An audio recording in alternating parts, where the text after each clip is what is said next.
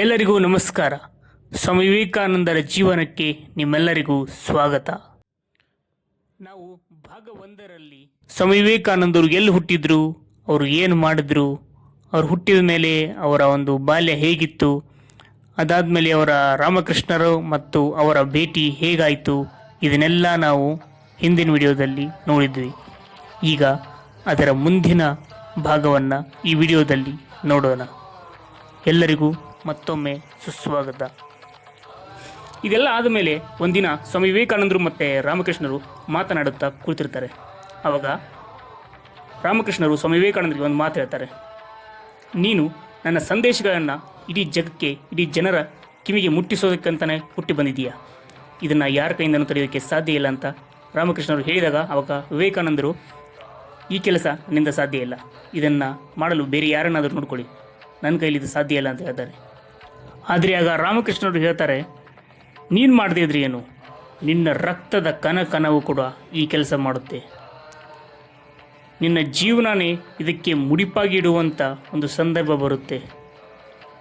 ನೀನು ಮಾಡಲಿಲ್ಲ ಅಂತಂದರೂ ಆ ಕಾಳಿ ದೇವಿ ನಿನ್ನ ಕತ್ತು ಪಟ್ಟಿ ಹಿಡಿದು ಈ ಕೆಲಸನ ಮಾಡಿಸ್ತಾಳೆ ಅಂತ ರಾಮಕೃಷ್ಣರು ವಿವೇಕಾನಂದರಿಗೆ ಹೇಳ್ತಾರೆ. ಆದರೆ ವಿವೇಕಾನಂದರು ಅವರ ಗುರುಗಳ ಅದ್ಭುತ ಪರಿಪೂರ್ಣತೆಯನ್ನು ತಮ್ಮ ಕಣ್ಣಾರೆ ನೋಡಿರ್ತಾರೆ.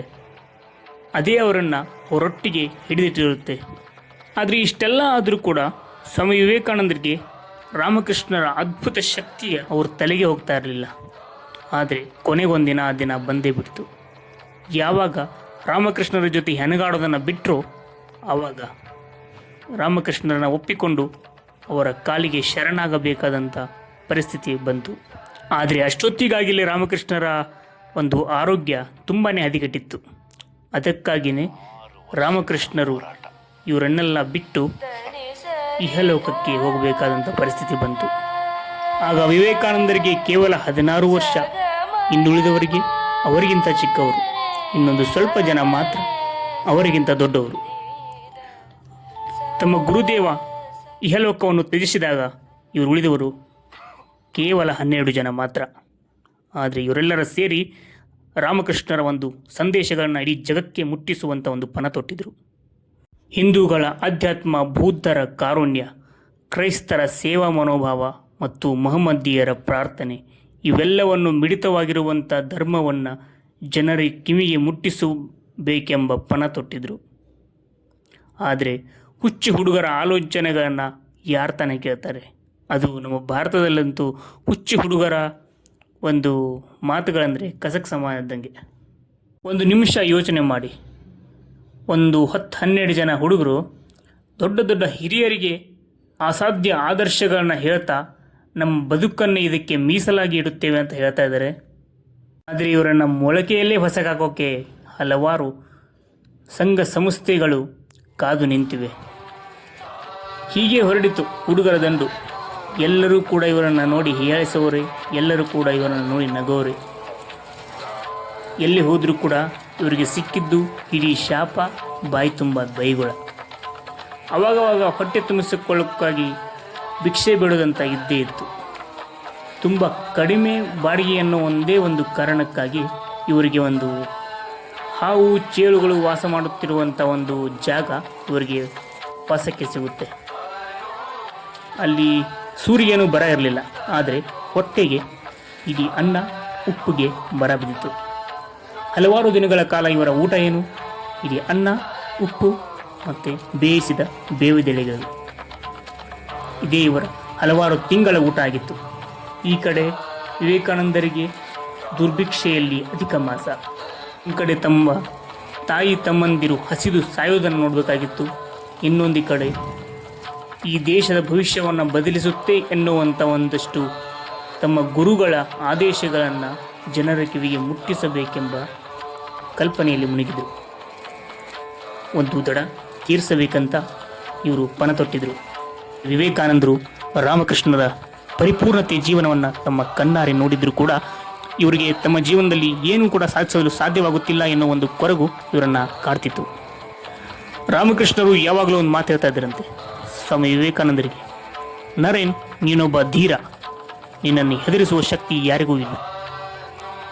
ನಿನ್ನಲ್ಲಿ ಒಂದು ಅಮೂಲ್ಯವಾದ ಶಕ್ತಿ ಇದೆ, ನಿನ್ನನ್ನು ನೋಡಿದರೆ ನನ್ನ ಕೆಚ್ಚು ಹೆಚ್ಚಾಗುತ್ತೆ ಅಂತ ಸ್ವಾಮಿ ವಿವೇಕಾನಂದರಿಗೆ ರಾಮಕೃಷ್ಣರು ಯಾವಾಗಲೂ ಹೇಳ್ತಾ ಇದ್ರಂತೆ.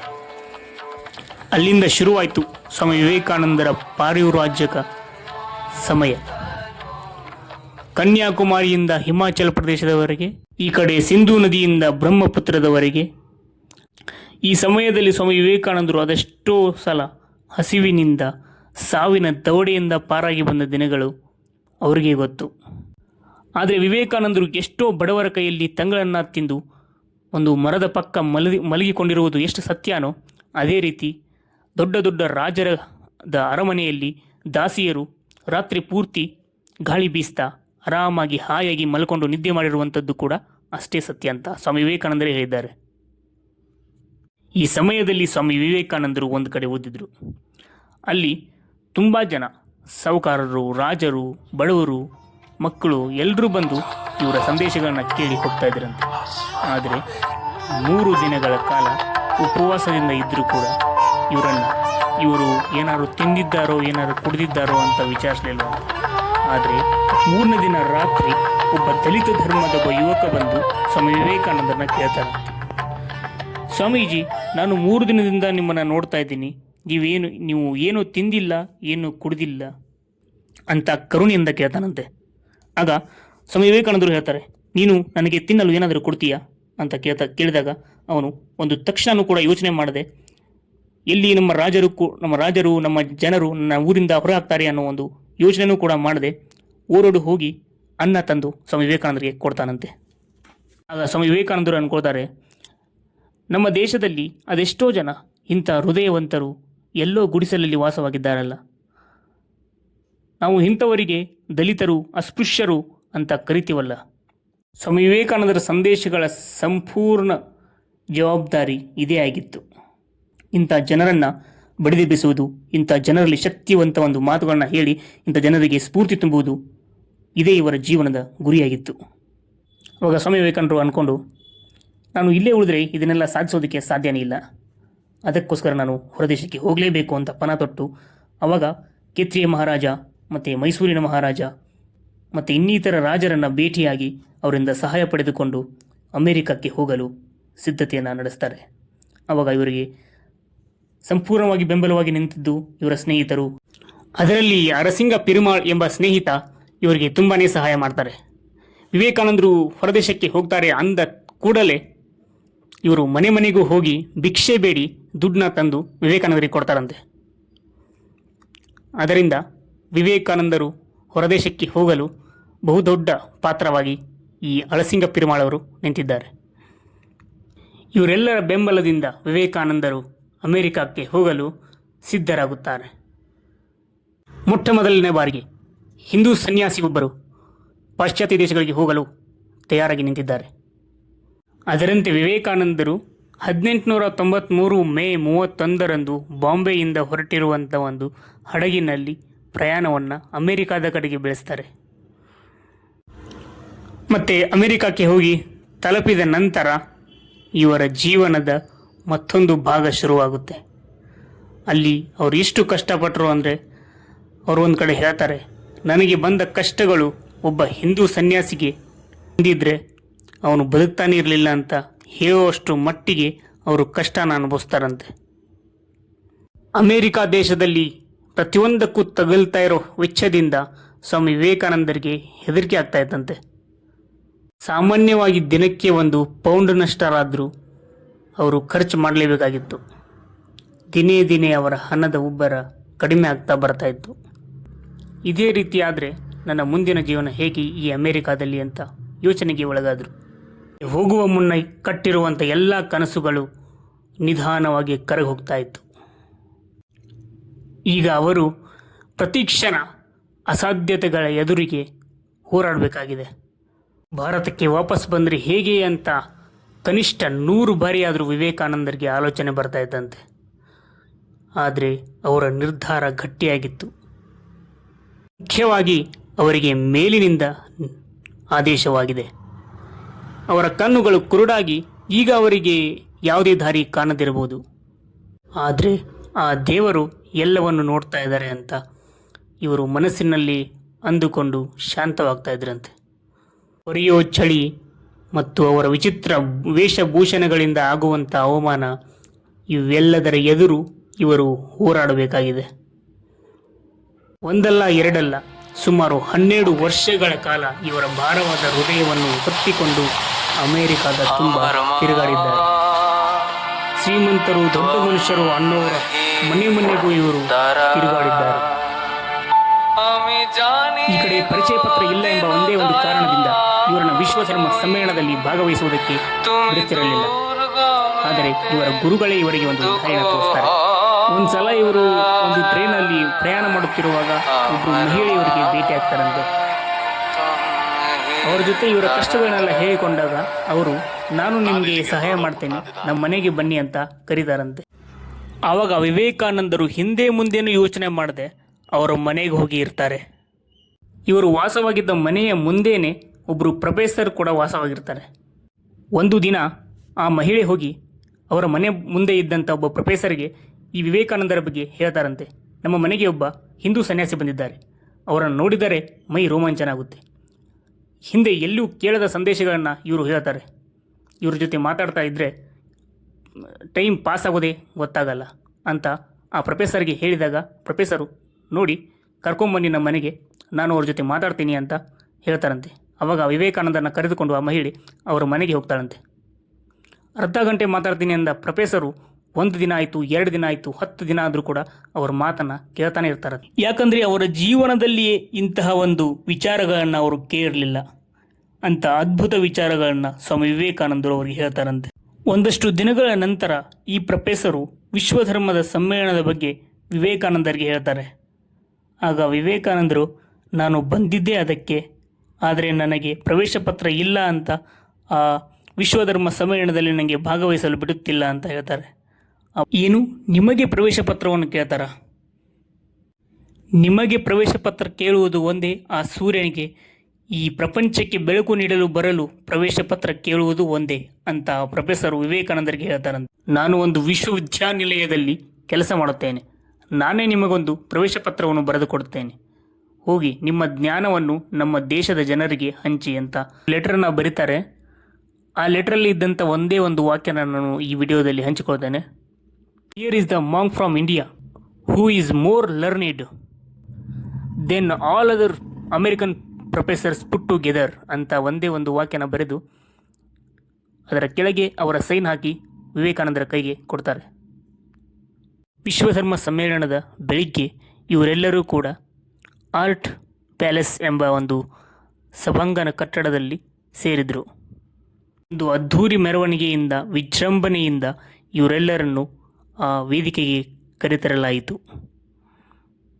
ಊಹಿಸಿಕೊಳ್ಳಿ, ಮೇಲ್ಭಾಗದಲ್ಲಿ ಒಂದು ವಿಶಾಲವಾದ ಸಭಾಂಗಣ, ಕೆಳಭಾಗದಲ್ಲಿ ಒಂದು 6-7 ಸಾವಿರ ಸ್ತ್ರೀ ಪುರುಷರು ಕೂರಿಸಬೇಕಾದಂಥ ಒಂದು ಪ್ರೇಕ್ಷಾಂಗಣ.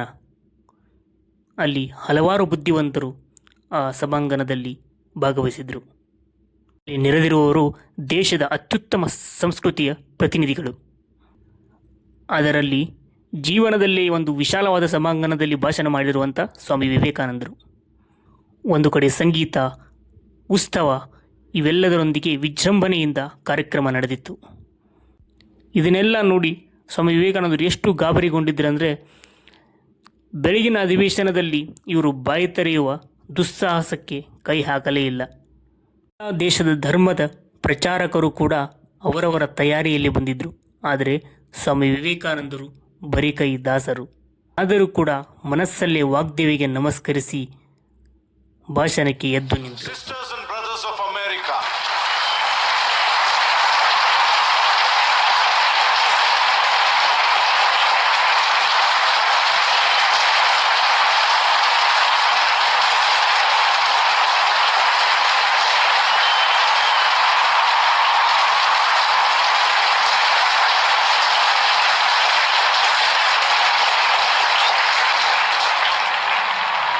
It fills my heart with joy unspeakable to rise in response to the warm and cordial welcome which you have given us.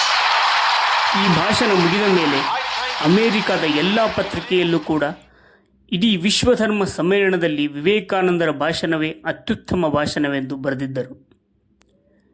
ಇಷ್ಟು ದಿನ ಕಷ್ಟಪಟ್ಟದ್ದಕ್ಕೆ ವಿವೇಕಾನಂದರಿಗೆ ಕೊನೆಗೂ ಪ್ರತಿಫಲ ಸಿಕ್ಕಿತು. ಇದೆಲ್ಲ ಆದಮೇಲೆ ವಿವೇಕಾನಂದರಿಗೆ ಅಮೇರಿಕಾದಲ್ಲಿ ರಾಜಯೋಗ ಶುರುವಾಯಿತು. ಅದರ ಜೊತೆಗೆ ಕ್ರಿಶ್ಚಿಯನ್ ಪಾದ್ರಿಗಳ ವಿರೋಧವೂ ಶುರುವಾಯಿತು. ಈ ಕಡೆ ಅಮೇರಿಕಾದಲ್ಲಿ ವಿವೇಕಾನಂದರಿಗೆ ಸಿಗ್ತಾ ಇದ್ದಂಥ ಗೌರವವನ್ನು ನೋಡಿ ಪಾದ್ರಿಯರಿಗೆ ತಡೆದುಕೊಳ್ಳೋದಕ್ಕೆ ಆಗುವುದಿಲ್ಲ. ಅಷ್ಟರಲ್ಲಿಯೇ ಈ ಹಲವಾರು ಕ್ರಿಶ್ಚಿಯನ್ ಪಾದ್ರಿಗಳ ಸಂಘ ಸಂಸ್ಥೆಗಳು ವಿವೇಕಾನಂದರ ವಿರುದ್ಧ ಎದ್ದು ನಿಂತವು. ವಿಶ್ವಧರ್ಮ ಸಮ್ಮೇಳನ ಭಾಷಣದ ನಂತರ ವಿವೇಕಾನಂದರು ಅಮೇರಿಕಾದಲ್ಲಿ ಹಲವಾರು ಭಾಷಣಗಳನ್ನು ಮಾಡ್ತಾರೆ. ಎಲ್ಲದಕ್ಕೂ ಕೂಡ ಒಳ್ಳೆಯ ಪ್ರತಿಕ್ರಿಯೆ ಸಿಗುತ್ತೆ. ಒಂದು ದಿನ ಈ ಪಾದ್ರಿಯರ ಜೊತೆಗೆ ಒಂದು ಚರ್ಚೆ ನಡೆದಿರುತ್ತೆ. ಆವಾಗ ಈ ಪಾದ್ರಿಯರು ಎಲ್ಲರೂ ಕೂಡ ವಿವೇಕಾನಂದರ ವಿರುದ್ಧ ಮಾತನಾಡ್ತಾರೆ. ಆಗ ವಿವೇಕಾನಂದರು ಒಬ್ಬರೇ ಒಂದು ಹುಲಿ ಹೇಗೆ 100 ಜಿಂಕೆಗಳು ಇದ್ದರೂ ಕೂಡ ತಿಂದಾಕ್ಬಿಡುತ್ತೋ ಅದೇ ರೀತಿ ವಿವೇಕಾನಂದರು ಎಲ್ಲ ಪಾದ್ರಿಗಳ ಬಾಯನ್ನು ಮುಚ್ಚಾಕ್ಬಿಟ್ರು. ಕಡೆ ಭಾರತದ ದೊಡ್ಡ ಜನರು ವಿವೇಕಾನಂದರ ಕೆಲಸದ ಬಗ್ಗೆ ಹೆಮ್ಮೆ ಪಡುವುದನ್ನು ಬಿಟ್ಟು ಯಾವನೋ ಒಬ್ಬ ಮಹೇಂಜೋದ್ಧಾರ ಎಂಬ ಒಬ್ಬ ವ್ಯಕ್ತಿಯ ಮಾತುಗಳನ್ನು ಕೇಳಿ ವಿವೇಕಾನಂದರ ಬಗ್ಗೆ ಅಸೂಯೆ ವ್ಯಕ್ತಪಡಿಸಿದರಂತೆ. ಅಮೇರಿಕಾದಲ್ಲಿ ವಿವೇಕಾನಂದರು ಸನ್ಯಾಸತ್ವವನ್ನು ಮರೆತು ಬದುಕ್ತಾ ಇದ್ದಾರೆ, ಮಾಡಬಾರದ ಕೆಲಸಗಳನ್ನೆಲ್ಲ ಮಾಡ್ತಾ ಇದ್ದಾರೆ ಅಂತ ಅಪಪ್ರಚಾರಗಳು ಭಾರತದಲ್ಲಿಯೂ ಶುರುವಾದವು. ಈ ಎಲ್ಲ ಜನರ ಅವಹೇಳನದ ಮಧ್ಯೆಯೂ ಕೂಡ ವಿವೇಕಾನಂದರು ತನ್ನ ದೇಶದ ಹಿರಿಮೆಯನ್ನು ಎತ್ತಿ ಹಿಡಿಯಲು ಬರೋಕ್ಕೆ ಸ್ಟಾರ್ಟ್ ಆಗುತ್ತೆ. ಪ್ರತಿಯೊಂದು ಪತ್ರಿಕೆಯಲ್ಲೂ ಕೂಡ ವಿವೇಕಾನಂದರು ಭಾರತಕ್ಕೆ ಹಿಂತಿರುಗಿ ಯಾವಾಗ ಬರುತ್ತಾರೆ ಅಂತ ಕೇಳ್ತಾ ಇದ್ರಂತೆ. ವಿವೇಕಾನಂದರಿಗೆ ಒಂದು ಸಲ ಭಾರತದಿಂದ ಒಂದು ಪತ್ರ ಬಂದಿರುತ್ತೆ. ಆ ಪತ್ರದಲ್ಲಿ ವಿವೇಕಾನಂದರು ಹಿಂದೂ ಆಹಾರ ಪದ್ಧತಿಗೆ ಬದ್ಧರಾಗಿ ಇರಬೇಕು ಅಂತ ಬರೆದಿದ್ದಾರಂತೆ. ಆವಾಗ ವಿವೇಕಾನಂದರು ಅದಕ್ಕೆ ರಿಪ್ಲೈ ಮಾಡ್ತಾರಂತೆ, ನಾನು ಹಿಂದೂ ಆಹಾರ ಪದ್ಧತಿಗೆ ಬದ್ಧರಾಗಿರಬೇಕು ಅಂತಂದರೆ ನೀವೇ ಒಬ್ಬ ಅಡಿಗೆ ಭಟ್ಟನನ್ನು ಕಳಿಸಿ ಅವನಿಗೆ ಬೇಕಾದಂಥ ವೆಚ್ಚವನ್ನು ಕೂಡ ಅವನಿಗೆ ಕೊಟ್ಟು ಕಳಿಸಿ ಅಂತ ರಿಪ್ಲೈ ಮಾಡ್ತಾರಂತೆ. ಸ್ವಲ್ಪನೂ ಸಹಾಯ ಮಾಡದೆ ಈಗ ನನ್ನ ಮೇಲೆ ಸವಾರಿ ಮಾಡಿ ಅಧಿಕಾರ ಚಲಾಯಿಸೋಕ್ಕೆ ನೋಡ್ತಾರಲ್ಲ, ಇದನ್ನೆಲ್ಲ ನೋಡಿ ನಗು ಬರುತ್ತೆ ಅಂತ ಸ್ವಾಮಿ ವಿವೇಕಾನಂದರು ಹೇಳ್ತಾರಂತೆ. ಇದೆಲ್ಲ ಆಗಿ ಒಂದಷ್ಟು ದಿನಗಳ ನಂತರ ವಿವೇಕಾನಂದರು ಅಮೇರಿಕಾದಿಂದ ಯುರೋಪ್ಗೆ ಹೋಗ್ತಾರಂತೆ. ಯುರೋಪಲ್ಲಿ ಅವರ ಬೋಧನೆಗಳನ್ನು ಮಾಡಿ ಆಮೇಲೆ ಅಲ್ಲೇ ಒಂದು ರಾಮಕೃಷ್ಣ ಆಶ್ರಮವನ್ನು ಪ್ರತಿಷ್ಠಾಪನೆ ಮಾಡಿ ಅಲ್ಲಿಂದ ಇಂಗ್ಲೆಂಡ್ಗೆ ಬರ್ತಾರಂತೆ. ಇಂಗ್ಲೆಂಡಲ್ಲೂ ಒಂದಷ್ಟು ಬೋಧನೆಗಳನ್ನು ಮಾಡಿ ಅಲ್ಲಿಯೂ ಕೂಡ ರಾಮಕೃಷ್ಣ ಆಶ್ರಮಗಳನ್ನು ಪ್ರತಿಷ್ಠಾಪನೆ ಮಾಡಿ ಅಲ್ಲಿಂದ ಸೀದಾ ಇಂಡಿಯಾಗೆ ಬರ್ತಾರೆ. ವಿವೇಕಾನಂದರು ಮತ್ತೆ ಭಾರತಕ್ಕೆ ವಾಪಸ್ಸಾಗುವಾಗ ಇಂಗ್ಲೆಂಡ್ನಲ್ಲಿ ಒಬ್ಬ ಆಂಗ್ಲೋ ಸ್ನೇಹಿತ ವಿವೇಕಾನಂದರಿಗೆ ಕೇಳ್ತಾನಂತೆ, ಸ್ವಾಮೀಜಿ, ನೀವು ಇಷ್ಟು ವರ್ಷಗಳ ಕಾಲ ಇಷ್ಟೊಂದು ವೈಭವೋಪೀತ ರಾಷ್ಟ್ರಗಳಲ್ಲಿ ಪಾಶ್ಚಾತ್ಯ ದೇಶಗಳಲ್ಲಿ ಕಾಲ ಕಳೆದಿದ್ದೀರಲ್ಲ, ಈಗ ನೀವು ಮತ್ತೆ ನಿಮ್ಮ ಭಾರತಕ್ಕೆ ವಾಪಸ್ಸಾಗ್ತಾ ಇದ್ದಾರೆ, ಈಗ ನಿಮಗೆ ಏನು ಅನ್ನಿಸ್ತಾ ಇದೆ ಅಂತ ಅವನು ಕೇಳಿದಾಗ ವಿವೇಕಾನಂದ ಅವರು ಹೇಳ್ತಾರಂತೆ, ನಾನು ಇಲ್ಲಿಗೆ ಬರೋಕ್ಕಿಂತ ಮುಂಚೆನೇ ನನ್ನ ಭಾರತವನ್ನು ಪ್ರೀತಿಸ್ತಾ ಇದ್ದೆ. ಈಗಂತೂ ನನಗೆ ಅದು ಒಂದು ಪುಣ್ಯಭೂಮಿ. ಅಲ್ಲಿ ಇಡೀ ಮಣ್ಣು ಕೂಡ ನನಗೆ ಪವಿತ್ರ, ಅಲ್ಲಿಯ ಸುಳಿ ಗಾಳಿಯೂ ಕೂಡ ನನಗೆ ಪವಿತ್ರ. ಅದು ನನಗೆ ಪುಣ್ಯಭೂಮಿ, ತೀರ್ಥಸ್ಥಾನ, ದೇವಸ್ಥಾನ ಎಂದು ಹೇಳಿ ವಿವೇಕಾನಂದರು ಹೊರಡ್ತಾರಂತೆ.